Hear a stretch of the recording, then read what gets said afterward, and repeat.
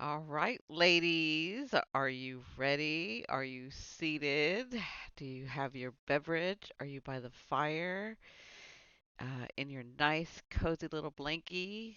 Are you all cuddled up and ready for the finale? We've got the last three chapters that we're going to do. Thank you once again for this journey. I really appreciate it. I love reading these books to you. I love the fact that I haven't read them, so you're getting my raw core emotions and what goes on in my head. So I don't know if you guys like that or not, but I enjoy experiencing this with you. I'm going to continue. I've got like umpteen books that I've got that are fantasy, romance. There's some with vampires. There's some with witches and vampires. I've got so many of them. But if you guys do have something that you'd like for me to read, let me know. Also, the first book in the Company of Witches is it's also got a second book, so I'm going to be reading that as well coming up. And then this is a book series as well. This Spellbound After Midnight has it's a collection of four. So I figured we can either I'm going to bring out a different book and then we can go back to the second book of In the Company of Witches. I can't remember the title right now. And then we'll do the second book to this one as well. I know that well, it was oh, who was it? I can't remember the name now. Anyway, someone had commented um that they just know Derrick is very handsome and fine, and I was like, yes, I agree. I agree. So I know some of y'all are falling in love with Derrick like I'm falling in love with Derrick, so we'll see. But anyway, here we go. We're going to begin chapter 29. These are the last three chapters. So here we go. Wow. I leave for a few days to investigate suspected haunting and come back to this. Helen's dead, and Jane had a sister who grew the type of roses left at the crime scene. You two have been busy. Vivian shook her head and added a splash of bourbon to her tea. That's right. I love Vivian. My eyes narrowed as she screwed the cap back on the flask. Since when do you drink bourbon?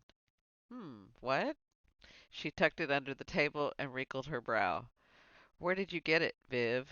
I found it. You found it? That's the story you're sticking with? She sipped her tea, lifted a manicured brow over the rim. Yes. I threw up my hands and turned to Derrick. And you call me secretive. Because you are, he muttered. Well, it's super annoying. Tell me about it. That's what Vivian said. Vivian feigned interest in her cuticle until it was safe, then asked, are there any leads on what happened to Diane? Derek leaned back in his chair. Nothing solid. We spoke with a few servants who were around back, but they knew as much as Theo. One day she was there, the next she was gone. We're pretty confident Diane is having an affair with the king. The problem is, we learned she may not have been the only one. Vivian snorted. Oh, shocking. I drummed my finger on the table. So let's assume something happened. Maybe she found out about the other women. Or got pregnant, Vivian asked. A child out of wedlock wouldn't have a direct claim to the throne with a legal heir already in place. Diane would essentially be on her own, and possibly forced to go to her sister. My mind raced with the new theory. But if that's the case, what happened to the child? Assuming there was one. How would we prove it without confirmation from the king? It's not like we can walk up to him and ask him about his potential love child. I'm certainly not doing it, Vivian joked. We both looked at Derrick. He held up his hands. "Ah, no way. I'm not allowed to investigate as it is. We'd have to find proof before I can present it to my superior. Only then can we consider approaching the royal family." This was impossible. I dropped my head into my hands and sighed. There had to be a way to determine whether Diane had a child. It was the only thing that made sense and could account for the mysterious man Argus had seen with Jane. The bell over the front of the door jingled as someone entered the waiting area. Vivian lifted her shoulder. She didn't have any clients booked for the evening. We all turned when a woman wearing full black appeared through the beaded curtain. Please excuse my interruption, but they told me at the agency I'd find you here. Olivia Lockwood stepped further into the room. Her eyes were red rimmed, lips trembling. She clutched the handkerchief tightly in her hand. In the other, she held a worn journal. Derrick stood to offer her a seat, but she declined. I won't stay long. I've already given a statement regarding my daughter. I knew she was troubled. It was why I remarried. I'd hoped a fresh start would set her on the right path. I never imagined she'd be involved with. Olivia paused, bringing the handkerchief to her mouth to cover a sob. That's not why I'm here. I can't change what my daughter has done, but I refuse to let her be branded a murderer. She didn't kill Ella. I know it in my heart. Someone manipulated her and then killed her to keep her quiet. She extended the journal. I reached out to take them from her. I was going through her things and discovered this in her room. It's Ella's handwriting. Helen must have found it after the murder and was worried it would reveal her association. Ella knew my daughter was caught in something beyond her control. Even though they weren't close, I think she wanted to help her. I have to believe that. I'm giving you this because I want you to find who did this to my family, and I want them to pay. Mrs. Lockwood, I began, while Olivia struggled to regain her composure. We know there was someone else involved besides Helen. We're going to find out who. I promise that if Helen wasn't responsible for killing Ella, we'll do our best to clear her name. That's all I ask. Olivia wiped her tears in her eyes and then turned to leave. After the front door had closed softly behind her, I opened the journal and read through the entries, passing it to Derrick when I'd finished. It was as Olivia had said. Ella had known Helen was in over her head and had started to follow her. The symbols on my palm had begun to itch. That familiar warmth had returned. I glanced at Derrick, then Vivian, as unease coiled my stomach. Ella saw her killer months before the night of the ball. She followed Helen to the Laughing Raven. We need to know what she saw. My palm was on fire. I rubbed at the painful spot, winced when it only grew hotter. Vivian grasped my hand and turned it palm up. The symbols glowed orange, giving off their own light. I have an idea. There's just one part you won't like. You said the same thing when we started this whole mess. She angled her head and ran her fingers over the symbol. Yeah, well, this time you're really not gonna like it. What's she talking about? Derrick asked. The link between Ella and Tessa. Vivian led me to the chair and flattened my hand against the seance table. I've been thinking about it. Why the connection? What does it mean? Whenever the symbols glow, you experience a memory or insight into Ella's life. In her house, she led you to her room and her father's letters. Then, at the fountain, you experienced her final moments. When you read her journal just now, your symbol acted up. What if we could use the journal and your link to Ella to discover what she saw the night she followed Helen? How? Weariness strained for my voice. Possession. So there was the part I so there was the part I wouldn't like. You mean the crazy thing that happened between you and Sophie? No way. Can't you do it? It won't be the same. The link is stronger between you two. With Sophie, the connection was faint. She was disjointed, unable to stay or speak for long. But Ella doesn't have her memories. I gasped at straws. I grasped at straws, trying to think of reasons it wouldn't work. Some of her memories will return once her spirit is taken over. We can bind the journal entry to her spirit and amplify the memory. I think. You think? That's what I was saying to my head. And she said it. You think? Derrick stepped between us. Tessa, you don't have to do this if you don't want to. We'll find another way. Vivian made a face and slung her arms across her chest. This is the way. Why else is there a link between them? We can use it to our advantage. You won't feel anything, if that's what you're worried about. It's like taking a nap with a ghost inside you, temporarily. I groaned and closed my fists, sick of seeing the glowing symbols. Was this what it had come to?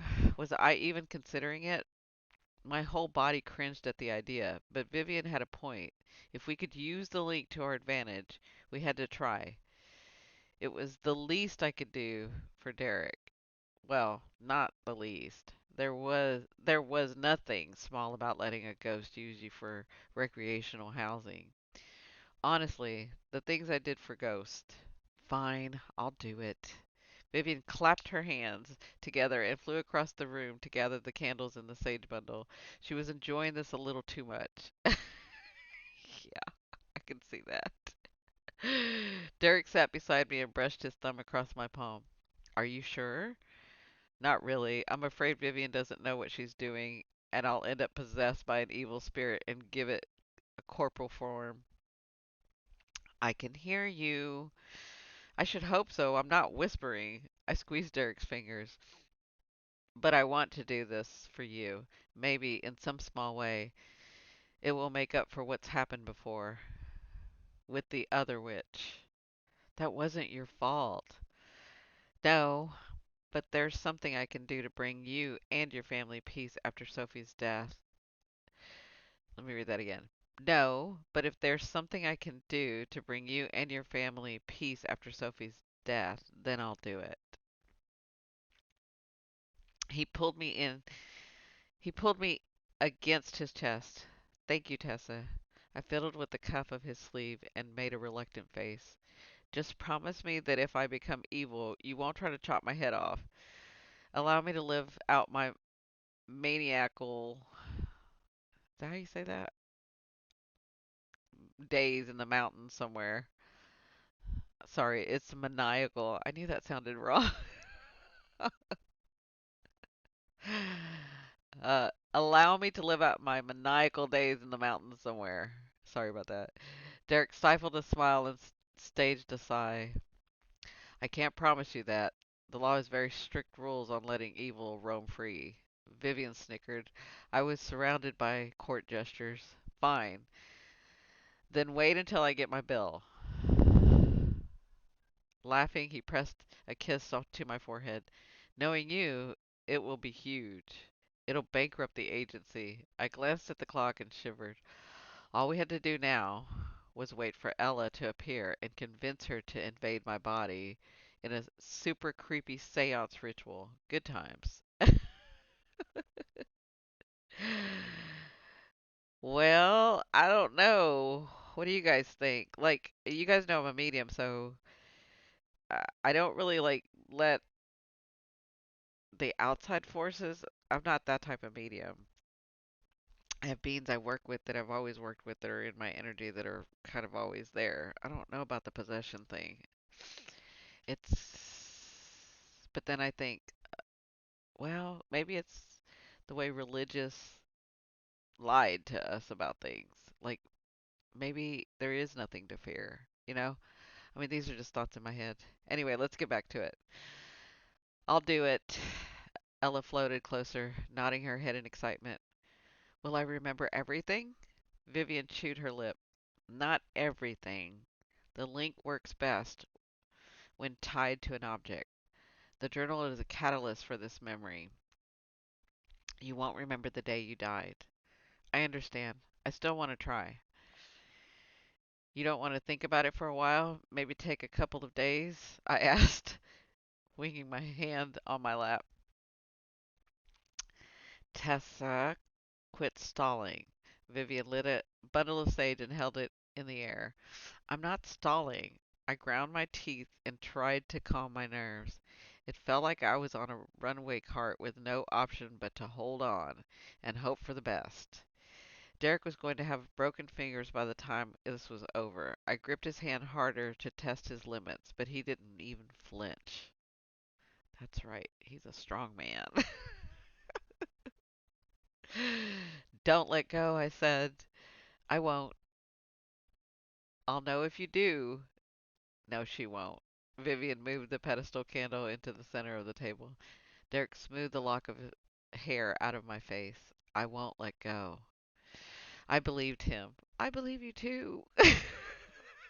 Derrick, I believe you. Nerves settled. I took a deep breath. This was fine. What was a little possession among friends anyway? It would make for a great story. I'd be amazing at parties. Not that I went to parties, but maybe someday. Vivian instructed me to place my palm with the glowing symbols over the pages of Ella's journal. The instant I did, I felt a jolt and a wave of dizziness. Are you ready? She asked Ella. Moving to stand behind me, Ella settled a translucent hand on my shoulder. I'm ready. That made one of us. Vivian closed her eyes. The ritual began. The candles dimmed, then flashed the room in white light. Warmth flowed through my limbs, sending me drowsy. I tried to keep my eyes open, but they drifted shut, and I went numb, fading into nothing. Ella, can you hear me? My name sounded far away, and I struggled against the dark, fighting to bring myself closer. I opened my eyes and blinked to clear my vision. Vivian sat across me, her concerned gaze searching mine. How strange. My hand was clasped between the detective's, his grip firm and reassuring, but there was a hint of fear in his eyes. I'd caused it. Without thinking, I tried to pull my hand away, but he tightened his grip. Don't, he said. That's right, he made a promise. I took a deep breath, filling my lungs with sage-scented air. It smelled oddly pleasant. There was a teacup next to my elbow, which I reached for, drowning the liquid before I could stop myself. Sugar and raspberry burst onto my tongue. I wanted more. It was delicious. The taste soon soured when a throb in my temple made memories cloud my mind. I winced and my hand shook. This wasn't real. This wasn't my life. It belonged to someone else. The cup dropped and hit the edge of the table, then crashed to the floor. I'm sorry. I didn't mean to. Shh. It's okay. Vivian grasped my other hand, slowly moving it to rest on the top of the journal. What I'm gathering is that it's um Ella. They grew warm beneath my palm. Relax, Ella. Take a moment and get your bearings. Do you know what we're doing? Yes. I forgot for a second. Waking up was disoriented. We need to ask you some questions. Do you think you can handle that? I nodded. You want to know about Helen? About what I saw the night I followed her? We do. Take your time. I know this is difficult. What do you remember? A hollow feeling grew in my stomach. It expanded into the rest of my body, leaving me sick and shaky. I'd hoped I'd remember more, but so much is fuzzy. Do the best you can. When my father got sick, I thought Helen had poisoned him. I padlocked my room at night, terrified she'd poison me next. I started following her, recording her movements. I wanted proof.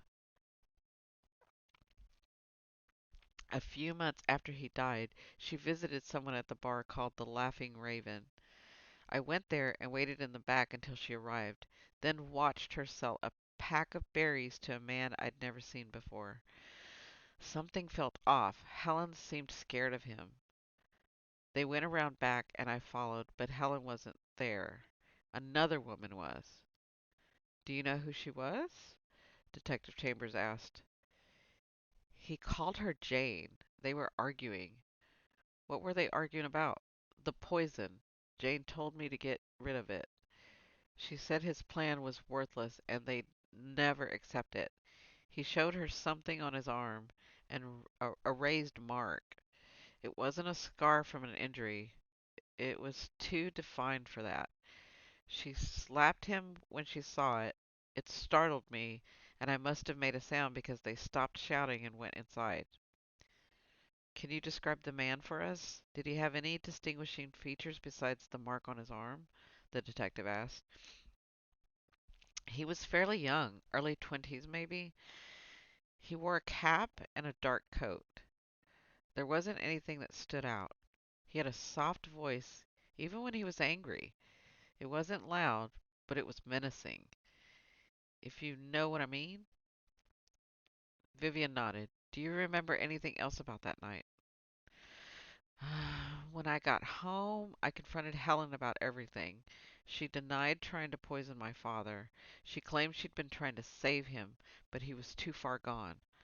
I wanted to believe her. She had her vices, but in the end, I don't think she was a killer. Murkiness blurred the rest of my thoughts, and a whimper escaped my throat. That's all I remember. I'm sorry. You did really good, Vivian soothed. I feel dizzy. She placed a hand over mine. I think it's time. No! My gaze darted around the room, panic eliciting harsh gasps. I'm scared to go back. Please, let me stay a little longer. Don't be scared. We can't hold you here or leave the connection open for too long. It's not safe for either of you. Vivian's voice grew quieter. She lifted the sage bundle and struck a match, filling the air with the scented smoke. A weight settled in my body. The lights dimmed. Everything is going to be all right, Ella, Vivian whispered. I closed my eyes. Now we're going to the next part. 5 more minutes, I mumbled, burying my head under my arms. A thick smell crinkled my nose. Why was there so much smoke? Was the shop on fire? If any one of my spells had started a house fire, my mother would kill me. I didn't start the fire, I swear. Poor girl. Oh, my eyes burst open. I nearly fell out of the chair. Someone caught me around the waist, settling me back into the seat. Relax, Tessa. There's no fire. Oh, poor girl, poor Tessa. Derrick's voice rumbled in my ear. I searched the room to be sure. Vivian held up the bundle of sage and waved it around. Oh, yeah, not fire. Possession. I shuddered. Did it work? It did. Derrick wrapped his arms around me. You were great. She slept through the whole thing, Vivian grumbled.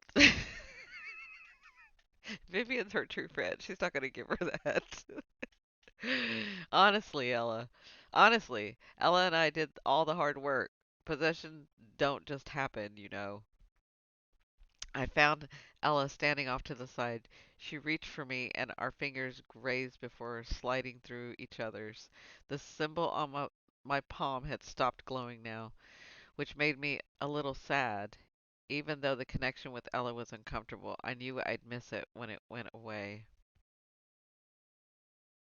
Aw, see, Tessa's such a sweet girl.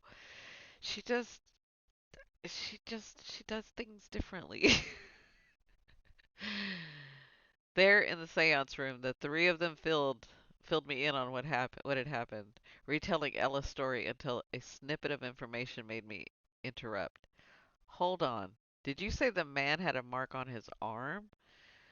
Was it a vital mark or a vitalis mark?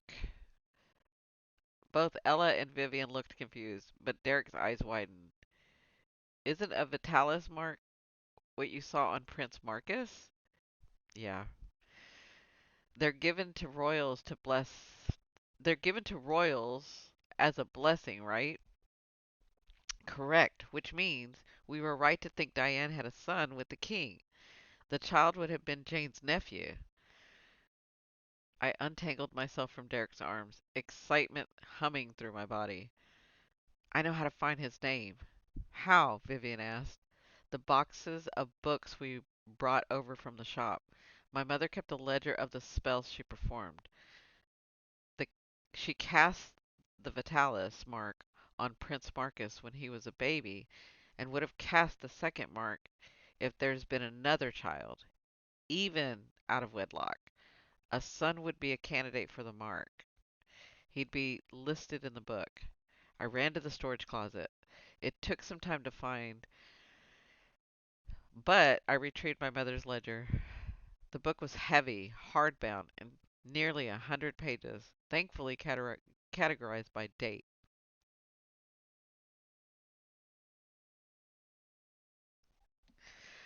I flipped through and found the year Prince Marcus was born. His entry was listed with his full name, type of spell, and the date. I kept going slower in my search for the next few years. And there it was, an entry for a Vitalis mark, dated nearly 5 years after Prince Marcus was born. I read the name aloud. William A. Porter.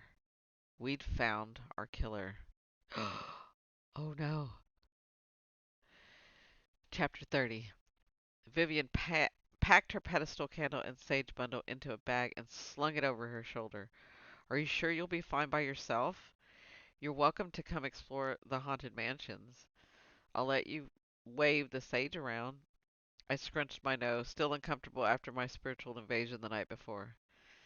As fun as that sounds, I'm good. Derrick sent one of his officers over to keep watch, and I want to wait for him to finish his meeting with the king. If he confirms what we've learned, we can start hunting William Porter. Suit yourself. She twisted her hair into a bun and tied it back.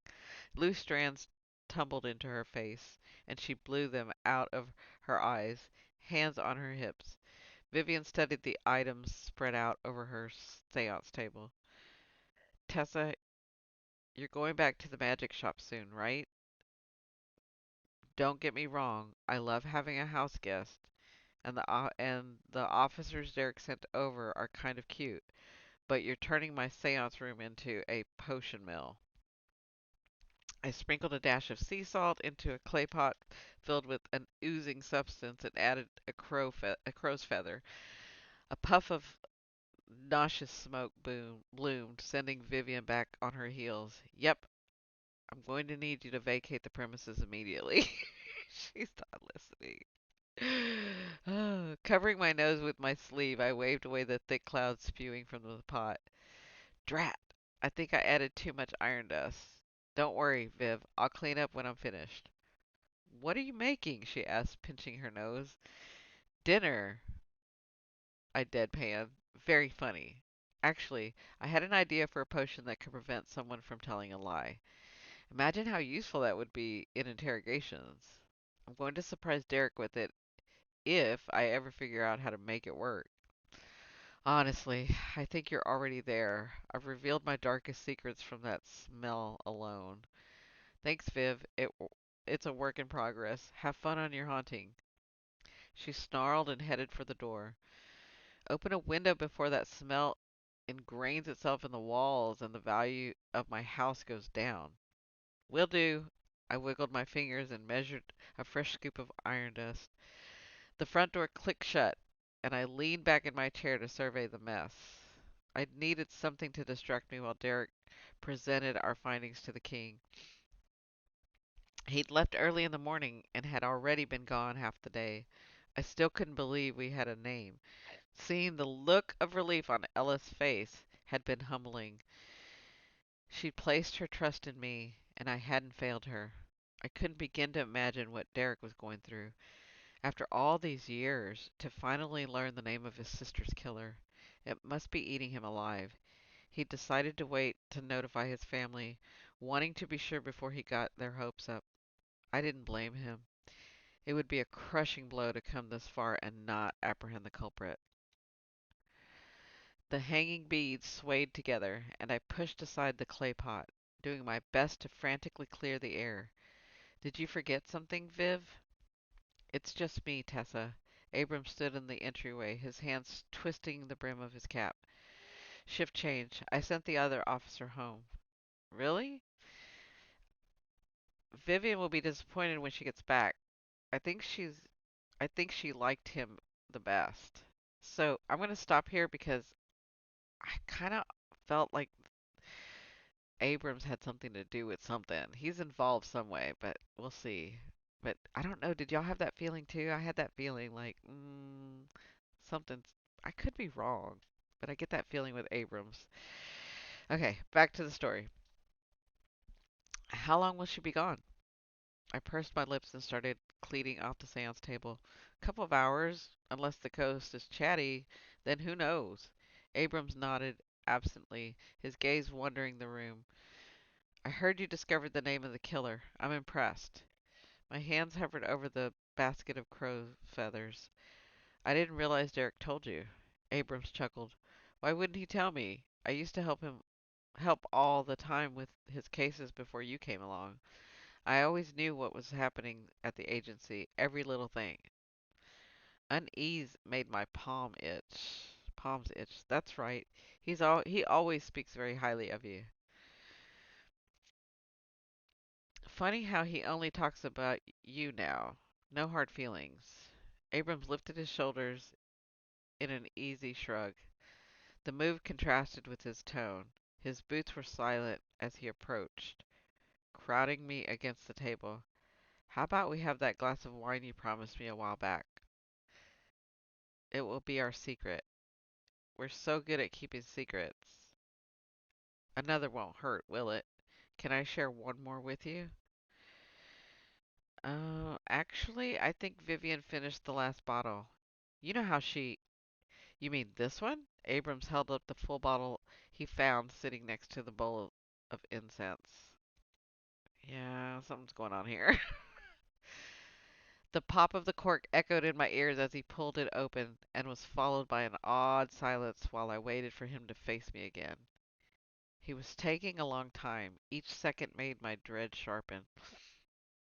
Let me get some glasses, I edged around the table. No need. Abrams blocked my path to the kitchen, tipping the mouth of the bottle in my direction. Cheers, Miss Daniel. You did it. You solved the murder. Well done. There's just one problem. I stepped back and bumped into the table, ingredients, rattling the potion ingredients. You're not going to drink? I didn't poison it, if that's what you're worried about. He flashed his teeth. You know, Helen wouldn't drink either. Can you imagine the look on her face when I unlocked her cell door?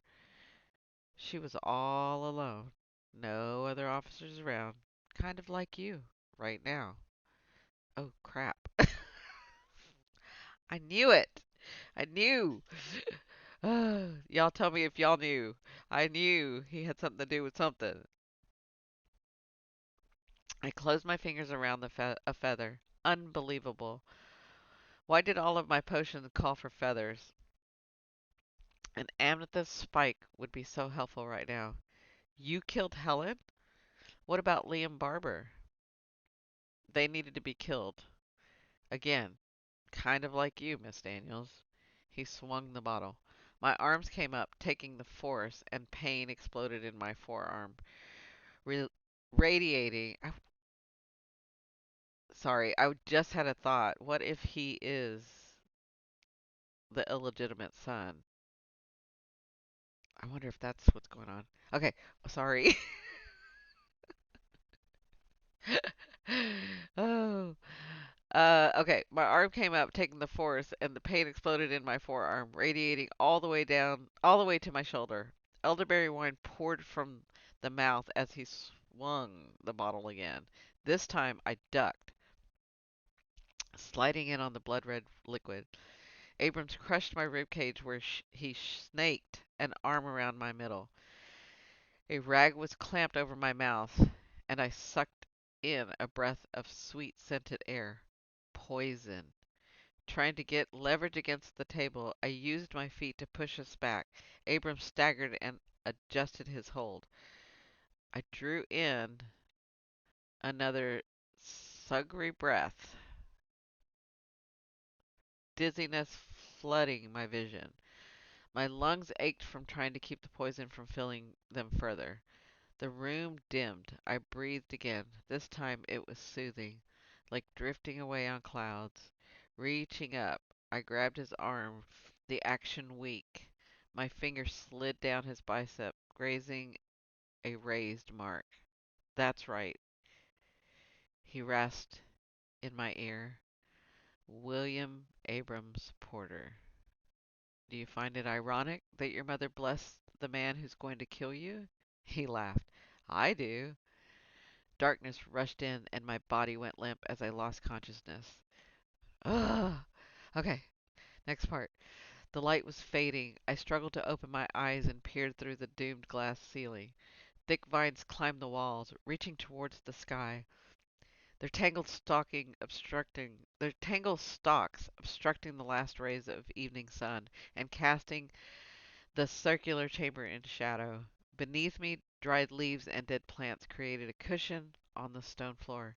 He'd taken me to the palace greenhouse, the one we'd searched days earlier with Theo. Remote, isolated, the perfect location for a murder. I remained still, getting my bearings, but my attention was diverted at the scrap of a chain threading through an iron handle. Abrams was on the other side of the glass, testing the chain on the door. Satisfied, he circled around the edge of the building. Only one other way out behind me. I scrambled to my feet, not surprised to find my hands tied behind my back. The move made me bend at the waist as a wave of dizziness threatened to send me back to the ground. I breathed steadily through my nose and twisted my wrist, trying to regain feeling in my fingers. Good, the witch is awake. Abrams stepped through the door that led deeper into the greenhouse.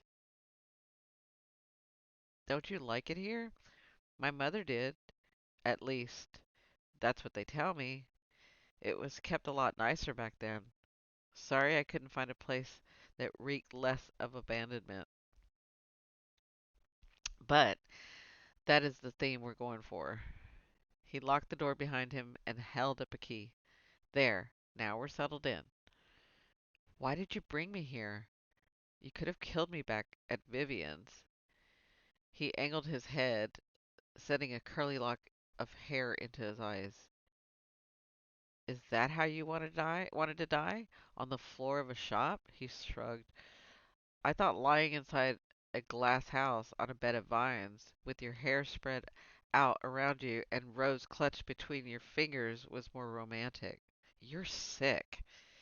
And you're exhausting. We wouldn't be here right now if you'd removed yourself from the case after I left that gift on your back step. Finally regaining life in my fingers, I curled them into fists and channeled my magic. Heat grew in my palms, but it wasn't hot enough. It wasn't hot enough to burn the rope. I needed more time. I had to keep him talking. Did you really think a glass slipper and a note was enough to scare me away? Maybe not you, but I thought you might get kicked off the case. Detective Chambers has a protective streak when it comes to you. I figured if I threatened the witch, he'd send you packing. He wouldn't want to risk losing someone else he cared about. I backed up, shoes crunching over brittle leaves, and refocused my magic. Why the roses, Abrams? Don't you think you owe me that much? Curious witch. He stalked across the chambers and tore at the vines, ripping them away from the wall to uncover a thorny bush with a single bloom. The crimson astromauve rose was a splash of color among the thorns and dried foliage. Abrams cut the stem with a pocket knife and breathed in the fragrant scent, then set it aside on a stone bench. It's the last one. How lucky for you. My mother cherished those roses. They represented beauty, vitality, and yet their thorns drew blood. When you cut a rose, it dies. It turns brittle. The beauty fades and it loses its power. I thought it seemed fitting to leave them behind. I wanted to show everyone how easy it was to snuff out an existence. A simple snip. My stomach rolled at his callous explanation. What happened to Diane? Why the other girls? The heat burned up in my wrists, making my teeth clench. But it was working, only a little longer. My mother died when I was a child, and since I had no viable claim to the throne, my aunt tossed me away. But I knew I deserved better. I was a king's son, no matter the order of my birth. I grew up obsessed with the brother who had it all. I got hired as a stable hand at the king's hunting lodge to be closer to him. And that's where I met Sophie. Sweet, beautiful Sophie. My insides clenched at the way he said her name. His eyes unfocused and half smile curved his mouth. For a little while, everything was different. I loved her. I wanted her. But she didn't want you? Abram snarled and prowled closer. I stumbled backwards, tipping on a vine. She wanted him. They all do. My brother with the royal title. Luck personified. Sophie had been mine until he showed the barest of interest in her. All of it. Our letters, the secret encounters, they meant nothing after a single glance from his direction. A realization formed, and my mind snagged on a memory. You still have those letters, don't you? They're the ones you mentioned at the memorial dinner. You joked about hiding them. He clapped, slow. The sound echoed in the chambers. Very good, Miss Daniels. You would have made a good detective. So you killed her because she spurned you? I killed her because she laughed at me when I told her I was as good as him. She was 16. His boots pounded across the stone. Another step, then two. Fear constricted my chest. Abrams kept coming even when I tripped, landing hard on my backside. His rangy form towered over me. Get up. What about Jane? She didn't accept you either. And she was family. Let me guess. You confronted her years later, and she laughed in your face. Twisting my wrist, I felt the first give in the rope. Get up, he roared, grasping my arm and dragging me upright. His fingers bit into my skin, and he shoved me against the wall. My head cracked against the glass. Lights danced in my vision. My aunt was a fool. I was going to take what should have been mine.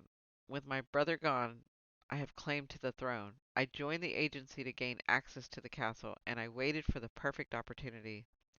It was the perfect cover. Detective Chambers was searching for his sister's killer, and I'd be the first to know if he came close. But Ella ruined everything? She saw you when Helen. She saw you with Helen, and then you spotted her at the ball. She was going to warn the prince. Too bad for her. He switched masks. Too bad for her. He switched masks. Abrams sneered.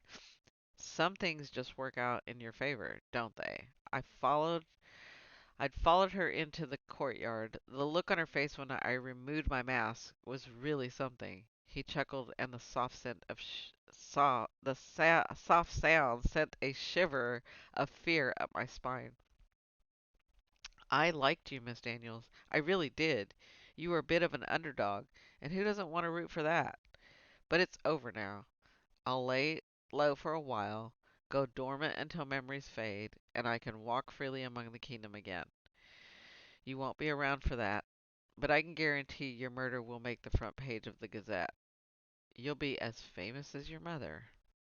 Oh, now he's bringing the mama into it.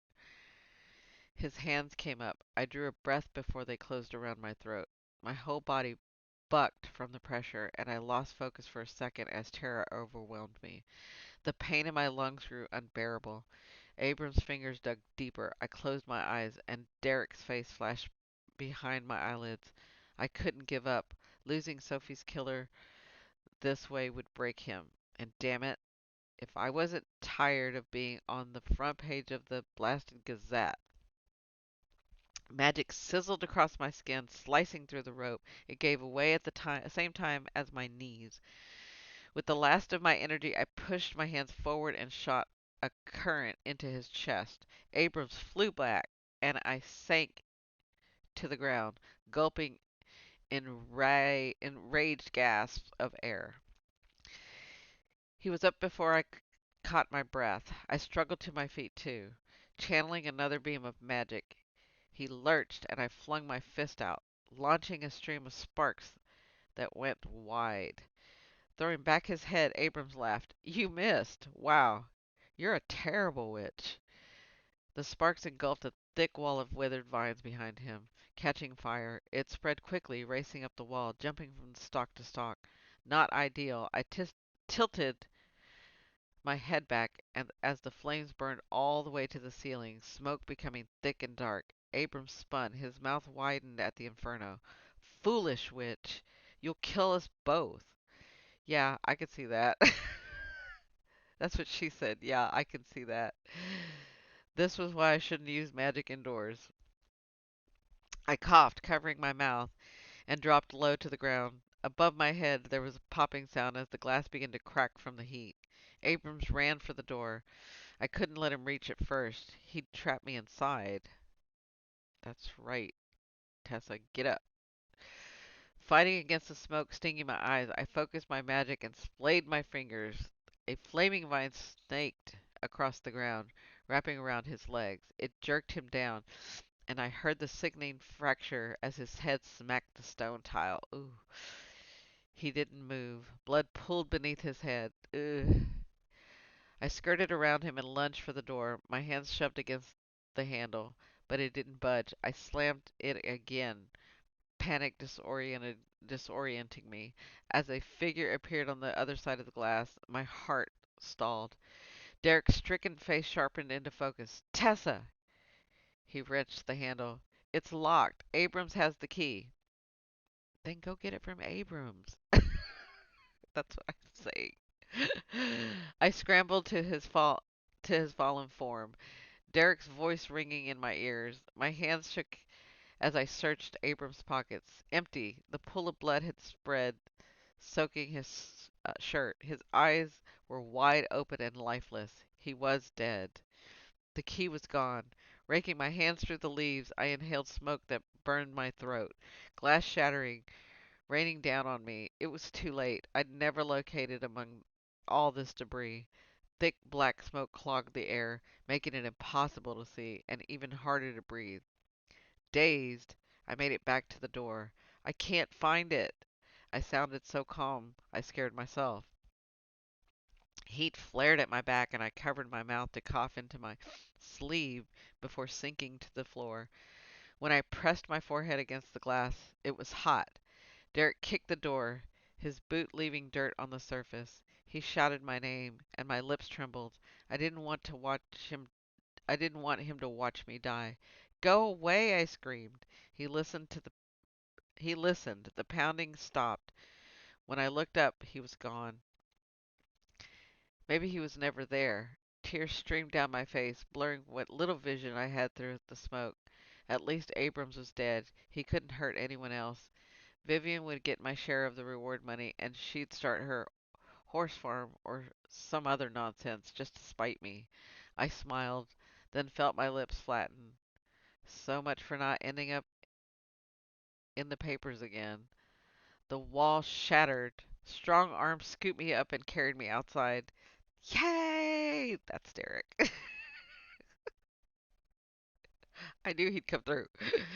The air cleared, but everything tasted like smoke, and I couldn't drag in a clean breath. Voices shattered the silence, shouting for water. All around me, chaos seething as people ran to extinguish the fire. I was placed in the cool grass, where someone knelt over me, calling my name. Fingers gently probed the sore bruises on my neck, and I heard a fierce growl. Am I dead this time? I croaked, rolling into my side. Each cough made my rib cage throb. No, Derek's voice broke low. He gathered me in his arms, and I felt him shudder. But not for lack of trying. At least I didn't faint. True. His lips pressed to my temple. I wound my arms around his neck, trying to get as close as I could, not satisfied even when I felt his heart pounding against me. I'm getting your coat dirty. He exhaled a shaky breath. After today, I'm going to start charging you for them. I think that's the only way to keep you from getting hurt. I laughed, and it scratched my throat. You might be onto something. Anything to save a coin. I didn't think I'd find you in time. He soothed the hair out of my face, wiping the soot off my cheek. How did you find me? Derrick's features hardened and his mouth curled down. Argus. What? I didn't hear you correctly. There's smoke in my ears. Did you say Argus? Two of Argus's men saw Abrams take you out of the house. They followed you and then reported back. Argus found me at the agency. He demanded I meet him on the streets. Told me what happened. Wow, I didn't see that coming. Neither did I, but he was right. I'd just found out about Abrams. The king confirmed everything, even his son's middle name. I couldn't believe it all this time he was right there. When I found out he took you, Derrick pulled me against him, and I nuzzled my forehead into his neck. Abrams told me everything. I'm sorry, Derrick. I'm sorry about Sophie and the others. I'll tell you everything he said. There's evidence, too. Letters. Later. Tell me later. His fingers sifted through my hair. Oh, I watched over his shoulder as the greenhouse burned. Officers attempted to douse the flames as smoke billowed into the dark sky. There would be nothing left. The final rose incinerated to ash.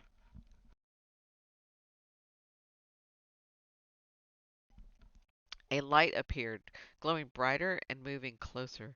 It took form as the temperature plunged and my breath fogged in front of my face. Do you feel that? I whispered. Untangled from Derrick's embrace, I climbed to my feet. It's Ella. She's here. Derrick stood and peered into the shady canopy. I'll have to take your word for it.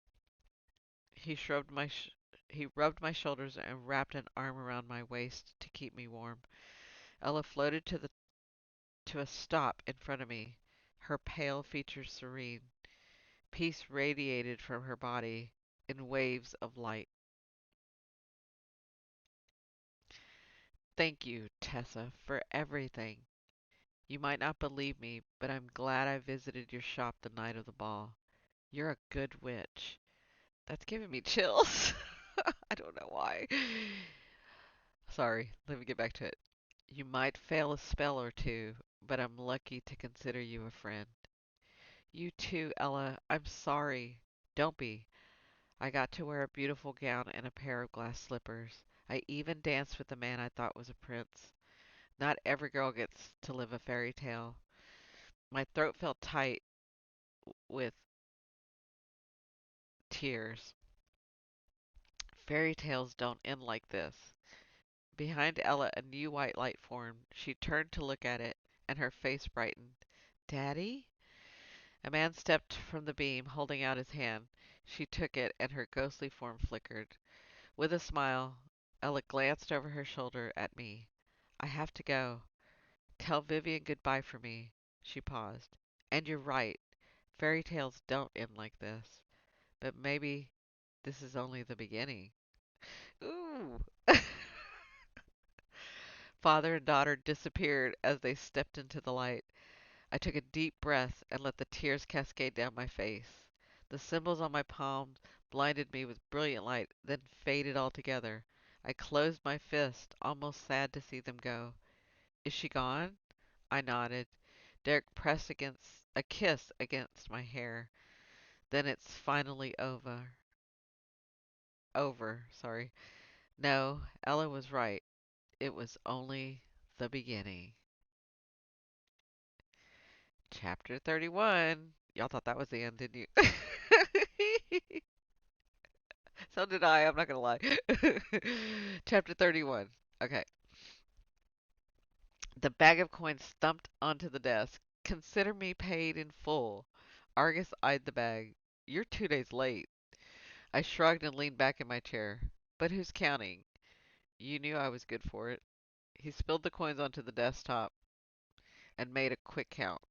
Satisfied, he tucked them away inside a drawer and reached for a crystal decanter of dark liquid. It's not every day the king bestows a royal reward on a commoner, especially a witch. You've made the front page of the Gazette every day this week. He poured 2 glasses and nudged one towards me. I swirled the amber shot in the glass and inhaled the thick aroma of bourbon. It was easy to make light of it now, but the last week had been a whirlwind. The prince had been cleared of any involvement in Ella's murder, and we'd closed the case for both Jane and Sophie. There was something about boxing up their belongings and taking down the roses from the board that brought home the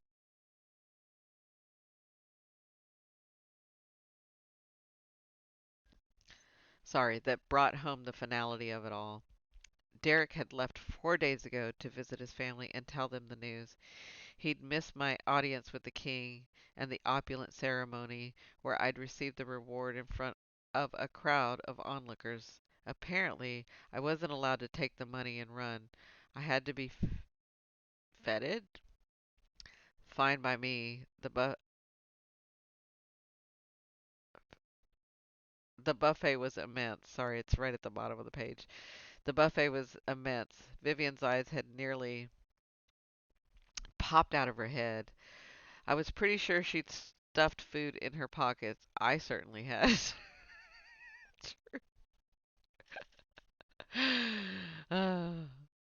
Then things had settled back to normal. Well, as normal as things could be when we were the most popular witch in the kingdom. When you were the most popular witch in the kingdom. So far, I hadn't turned anyone's hair green, or any other color for that matter. There was a small incident with a charmed medallion, but I was able to fix it before things got out of hand. All said, the shop was booming and my debts were paid. So, why did I feel so unsettled? Oh my god. This is me talking. I know exactly what she's talking about. Oh, okay. I'm sure you guys do too. I'm sure you guys are like, yeah, everything worked out right, but what's going on? Okay, back to the story.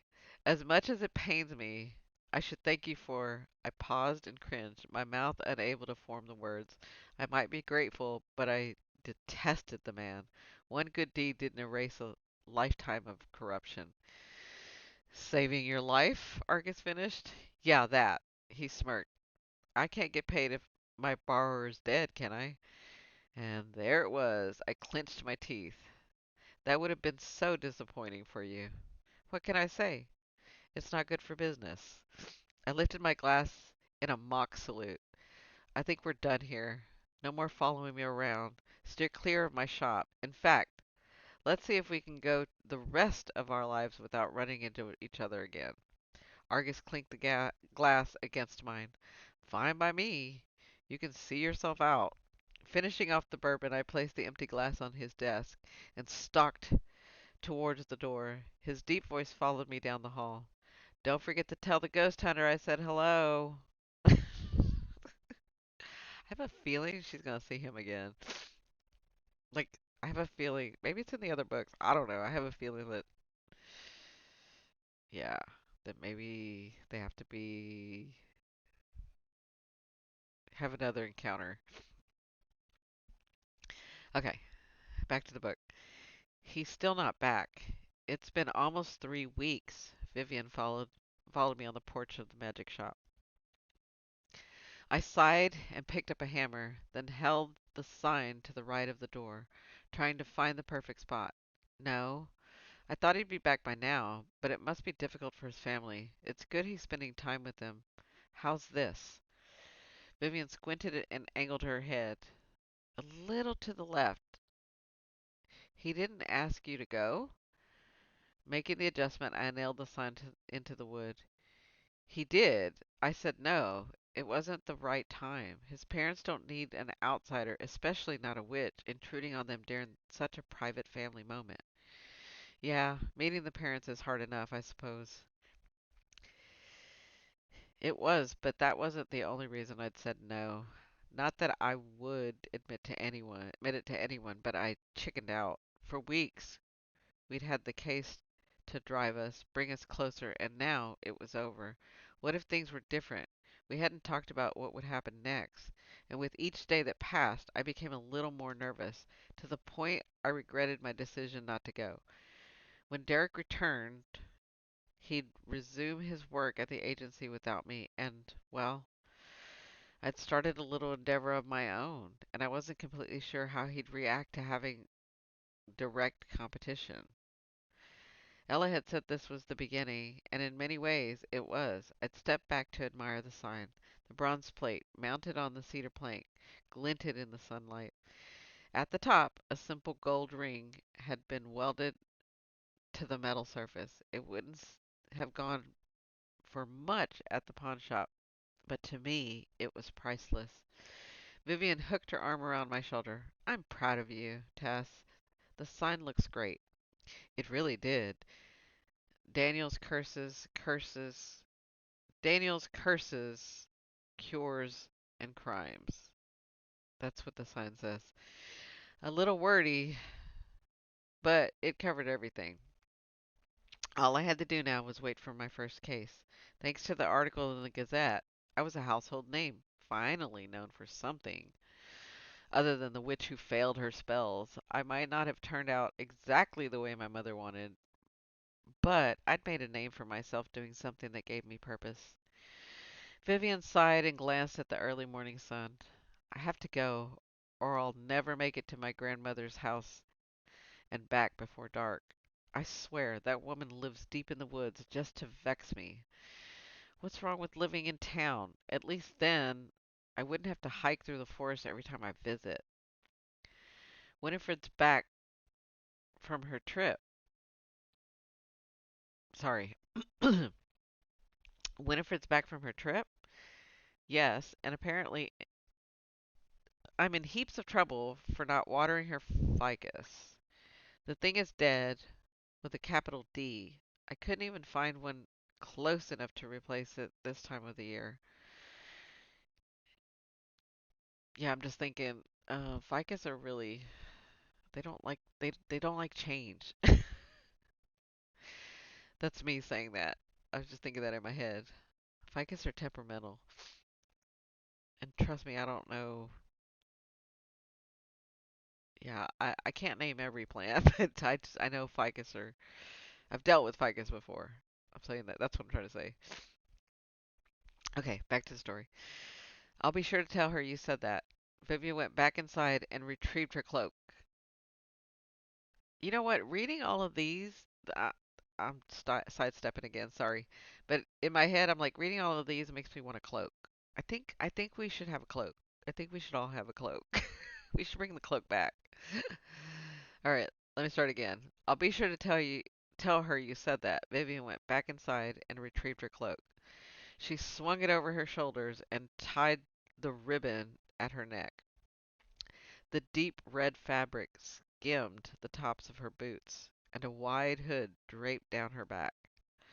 She reached for a basket on a side table and slung it over her arms. I'm taking her a couple of bottles of elderberry wine to smooth things over. You know it's her favorite. My mouth dropped open as a realization formed. You don't think she saw you were going to kill her plant and use the opportunity as a devious way to get free wine, do you? Vivian paused in the doorway, her brow creasing. Well, I do now, she tissed. Honestly, some days I wish I had her powers. Imagine what you could do with that kind of knowledge. She trailed down the steps, waving her hand over her shoulders. Wish me luck.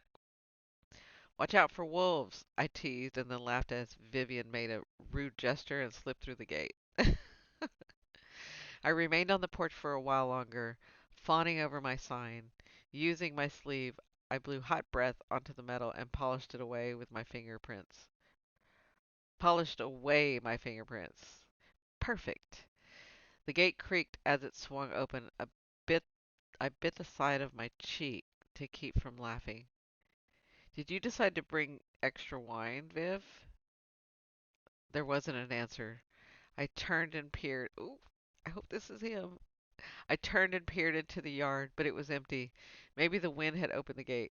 Climbing down the steps, I examined the latch, and sure enough, it was jammed.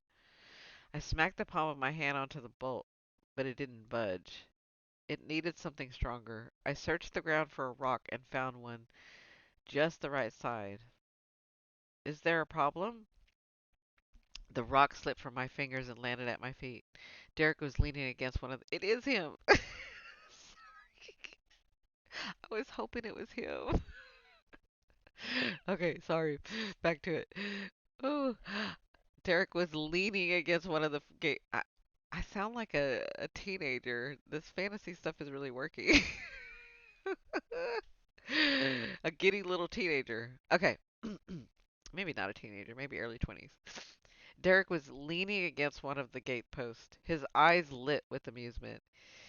He traded his expensive wool jacket for the tweed we'd purchased in town, and he wore the flat cap at an angle over his dark hair.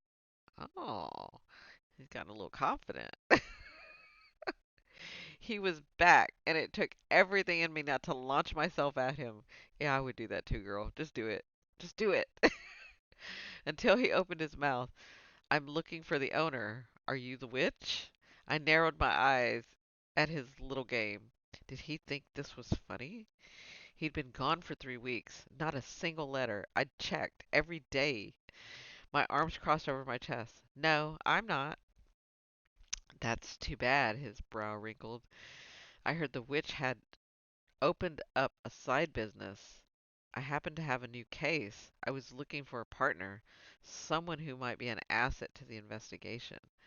I left the gate ajar and walked back to the magic shop, speaking over my shoulder. Assets are hard to come by. They are, he said. He followed, boots crunching in the gravel. Well, detective, I hope you find someone. He reached for my arm before I made it up the porch steps and spun me to face him. I already did. Wow, that was easy. I tilted my head back to meet his determined gaze. It really wasn't. I had to put up with a lot. There were ghosts, near drownings, irritation spells, poisoning. His voice dropped to a whisper. I hear she may have even started a plague. My lips flattened on an emerging smile. The horrors! She sounds like a ton of trouble. Maybe you should keep looking. Not a chance. There's no one else for me. Aw. Sorry. Were hearts supposed to stutter like that? This probably wasn't a good sign. I think you mean there's no one else for the case, detective. No, I got it right the first time. That's right. Don't be telling him what to say. Derrick took my hand and led me up the stairs. Nice sign, he commented, pushing open the door. Inside, he surveyed the shop, his gaze roaming over the shelves of potions and display racks loaded with tonics and powders. In the corner, I'd set up a desk. Fresh notebooks were stacked on the surface, ordered and neat. Not a speck of dust. He smiled and pulled out a folded piece of paper from his jacket pocket. What is that? I asked.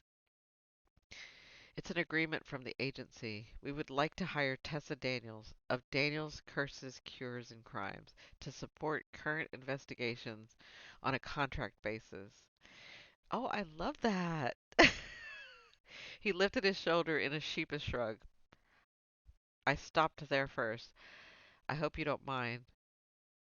I didn't want to show up empty-handed, especially not when you're in such high demand. His gaze shifted towards the entrance, where the bell above the door remained silent. I couldn't help it. I laughed. The mornings are slow. It picks up.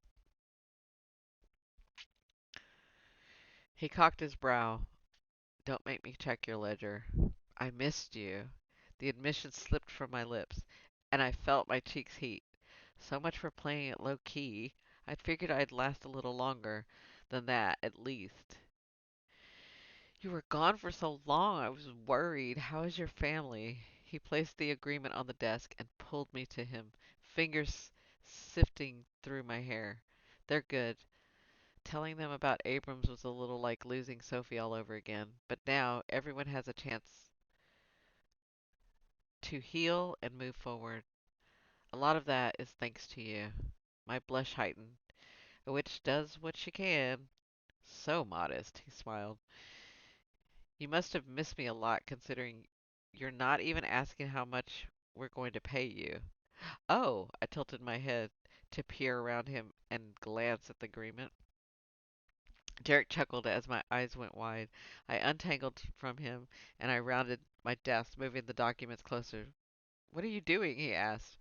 Reading the fine print. I need to know if this contract is worth signing. I reached for a pen and made a notation. He read the amendment over my shoulder. Lunch breaks? They're mandatory, detective. Will you be taking them alone? Ignoring his question, I kept reading, dipping the pen in ink and crossing out the figure at the bottom to add a little extra. Are you negotiating with me, Miss Daniels? I flashed him an innocent smile. It's a fair amount. I'd never gouge you. Yes, you would. You have, in fact, multiple times. He slipped the pen from my fingers and initiated my new terms. Sorry. He slipped the pen from my fingers and initialed my new terms, then tapped his signature line and handed it back. Are you ready to sign? My name flowed across the page. I sprinkled a little powder on the parchment, drying the ink and sealing the deal. Derrick refolded the agreement and tucked it back inside his pocket before pushing my notebook and folders aside. A few of them landed on the floor. That's what I'm talking about. His hand circled my waist, lifted me up to sit on the desk. I made a sound with my tongue. How dare you? Those were ordered alphabetically. No, they weren't. Wrapping my arms around his neck, I scooted closer. You caught me, detective. It's what I do. His head dipped and his mouth captured mine, cutting off my sarcastic remark. Not that I minded much. I'd get the last word in later. He deepened the kiss, holding my face in his hands. After 3 weeks without him, I couldn't get enough. The shot faded away. The bell could ring 100 times, and I wouldn't even hear it. Taking a breath, Derek smoothed his fingers across my cheekbone and locked our gazes. I missed my witch. I love you, Tessa. Okay, he could have the last word after all. I curled my fingers into his collar and pulled his lips back to mine. It was ages before I remembered he mentioned another case. Derek, I murmured, sorry. Derek, I murmured while he was dropping a kiss against my neck. Yeah? About the new case. His soft laugh fanned my skin. Took you long enough. Aren't you going to tell me the details? He groaned and braced his fists on the desk to keep mine trapped. Not that I was going anywhere. Derek leaned in. This one's a doozy. A body was found in the woods. At first glance, it appeared to have an animal attack. Then they found a second body inside a shop, locked doors, same claw markings. So we're not dealing with an animal? Not exactly. I hope one of your magical books has a section on werewolves. We're going to need it. Oh, this may be what the next book's about. Not exactly. I hope one of your magical books has a section on werewolves. We're going to need it. His mouth lifted in a half smile. Ready to hunt killers with me again? I grinned. Always. Thank you so much for reading Spellbound After Midnight. I hope you enjoyed the first book in the Ever Dark, Ever Deadly series. If you'd like to share your thoughts with other readers, I'm reading what she's written, the author. If you'd like to share your thoughts with other readers, please consider leaving a review on Amazon or Goodreads. I'm just reading what she wrote.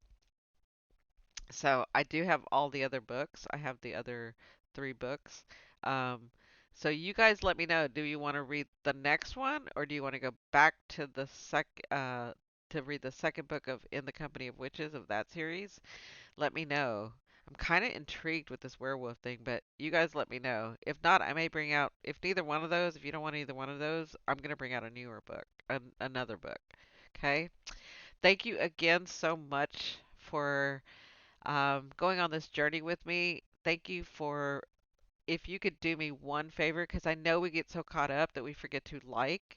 If you could like this, I was just talking to a friend the other day, and I was like, I have to go back to some videos that I watch for of other people's and other channels and make sure that I like, because I get so involved in the channel that I forget to press the like button.